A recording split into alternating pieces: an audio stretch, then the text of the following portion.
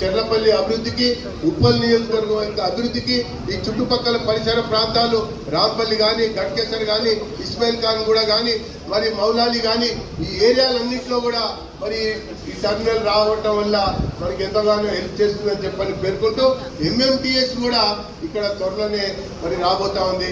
MMTS కూడా గట్కేసర్ వరకు, యాదిగుట్ట వరకు కూడా మరి కేంద్ర ప్రభుత్వం, రాష్ట్ర ప్రభుత్వం యొక్క వాటా నిష్పత్తితో దాని పనులు కూడా పూర్తయినాయి. ట్రాక్ కూడా పూర్తయింది.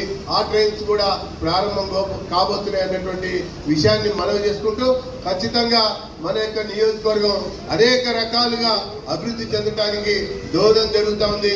మరి ఆ రకంగా ముందుకెళ్ళడానికి ఎంతోగానో ప్రయత్నం చేస్తున్నటువంటి తరుణంలో నేను రైల్వే ఉన్నతాధికారులని ఈ సందర్భంగా అభినందిస్తా ఉన్నా. చెర్లపల్లి రైల్వే టర్మినల్ సంబంధించినటువంటి పనులు సకాలంలో పూర్తి చేసి ఒక నిర్ణీత గడువులో దాన్ని ముందుకు తీసుకుపోవడం